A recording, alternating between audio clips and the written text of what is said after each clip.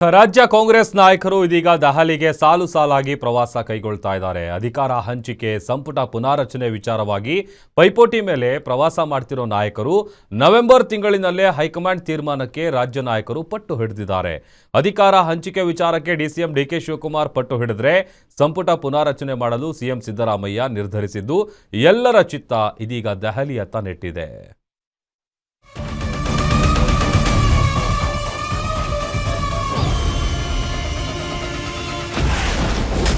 ದೆಹಲಿಯತ್ತ ಕೈ ನಾಯಕರ ಸಾಲು ಸಾಲು ದಂಡಯಾತ್ರೆ. ಅಧಿಕಾರ ಹಂಚಿಕೆಗೆ ಡಿಸಿಎಂ ಡಿಕೆ ಶಿವಕುಮಾರ್ ಪಟ್ಟು, ಸಂಪುಟ ಪುನಾರಚನೆಗೆ ಸಿಎಂ ಸಿದ್ದರಾಮಯ್ಯ ಸಿದ್ಧತೆ. ಹೈಕಮಾಂಡ್ ನಡೆ ನಿಗೂಢ, ರಾಜ್ಯ ನಾಯಕರಿಗೆ ಢಾವ ಢಾವ.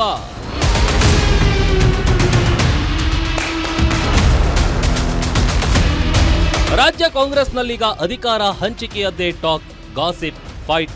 ಸಚಿವ ಸಂಪುಟ ಪುನಾರಚನೆ, ಕೆಪಿಸಿಸಿ ಅಧ್ಯಕ್ಷರ ಬದಲಾವಣೆ ವಿಚಾರವೇ ಡೈಲಿ ಚರ್ಚೆಯಾಗ್ತಿದೆ. ಪವರ್ ಶೇರಿಂಗ್ ವಿಚಾರದಲ್ಲಿ ಪಟ್ಟು ಹಿಡಿದಿರುವ ಡಿಸಿಎಂ ಡಿಕೆ ಶಿವಕುಮಾರ್ ನವೆಂಬರ್ ತಿಂಗಳಿನಲ್ಲೇ ನಾಯಕತ್ವ ಬದಲಾವಣೆಯ ಪ್ರಕ್ರಿಯೆ ಪೂರ್ಣಗೊಳಿಸಿ ಅಂತಿದ್ರೆ, ಸಿಎಂ ಸಿದ್ದರಾಮಯ್ಯ ನವೆಂಬರ್ ತಿಂಗಳಿನಲ್ಲೇ ಸಂಪುಟ ಪುನಾರಚನೆಗೆ ನಿರ್ಧರಿಸಿದ್ದಾರೆ.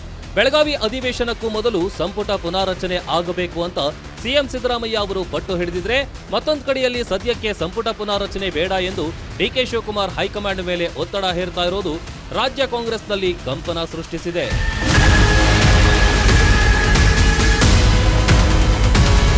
ಅಧಿಕಾರ ಹಂಚಿಕೆ ವಿಚಾರವಾಗಿ ಡಿಸಿಎಂ ಡಿಕೆ ಶಿವಕುಮಾರ್ ಪದೇ ಪದೇ ಹೈಕಮಾಂಡ್ ನಾಯಕರನ್ನ ಭೇಟಿ ಮಾಡ್ತಿದ್ದಾರೆ.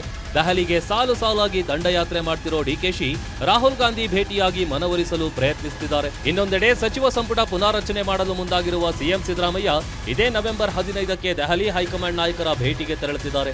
ರಾಹುಲ್, ಮಲ್ಲಿಕಾರ್ಜುನ್ ಖರ್ಗೆ ಸೇರಿದಂತೆ ಎಐಸಿಸಿ ನಾಯಕರನ್ನ ಭೇಟಿ ಮಾಡಿ ರಾಜ್ಯದಲ್ಲಿ ಸಂಪುಟ ಪುನಾರಚನೆ ಬಗ್ಗೆ ಚರ್ಚಿಸಲು ಸಿಎಂ ಸಿದ್ದರಾಮಯ್ಯ ಸಿದ್ಧತೆ ಮಾಡಿಕೊಂಡಿದ್ದಾರೆ. ಸಿದ್ದು ಡಿಕೆಶಿ ದೆಹಲಿ ದಂಡಯಾತ್ರೆ ಮಧ್ಯೆಯೇ ಸಚಿವರಾದ ಸತೀಶ್ ಜಾರಕಿಹೊಳಿ, ಈಶ್ವರ್ ಖಂಡ್ರೆ, ಸಂತೋಷ್ ಲಾಡ್, ಕೃಷ್ಣ ಬೈರೇಗೌಡ ಕೆಪಿಸಿಸಿ ಗದ್ದುಗೆ ಮೇಲೆ ಕಣ್ಣಿಟ್ಟಿದ್ದು ಅಧ್ಯಕ್ಷರನ್ನ ಬದಲಿಸಿ ಅಂತ ಹೈಕಮಾಂಡ್ ನಾಯಕರನ್ನ ಭೇಟಿ ಮಾಡ್ತಿದ್ದಾರೆ.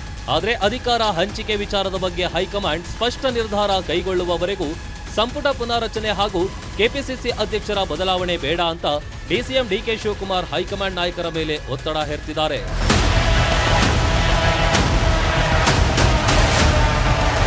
ರಾಜ್ಯ ಕಾಂಗ್ರೆಸ್ ನಾಯಕರು ಸಾಲು ಸಾಲಾಗಿ ದೆಹಲಿ ದಂಡಯಾತ್ರೆ ಮಾಡಿ ಹೈಕಮಾಂಡ್ ನಾಯಕರನ್ನ ಭೇಟಿ ಮಾಡ್ತಿದ್ದಾರೆ.